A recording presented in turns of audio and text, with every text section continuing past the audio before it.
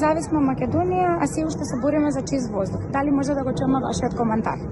Нашиот коментар е што еве се бориме и ние 30 години тука во оваа населба, откако сме доселени, де од кожара, веќе кожара беше оставена кожи да гният, така да речи, секоја вечер ние истото тоа го дишевме.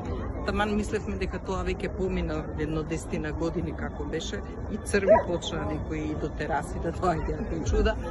Почна вардарище да се пали и нема воздух, нема уопште, ја не знам, луѓето на Марс се качија, нашите не може политичари да го решат тоа. Значи политички не сме определени никако, ама ова е. Добар ден, денеска е 34 години независност на Република Македонија, а се уште се бориме за чист воздух. Може ли да го чуеме вашиот коментар? Чист воздух никогаш нема во Македонија. Затоа и граѓаните се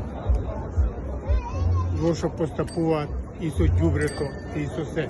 Фрлаат сега. Нема ѓубре кај што нема.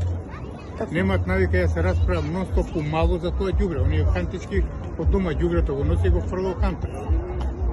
И плюс има многу диви отпати, а таму се топи железо, олово, мислам се гори за бакар.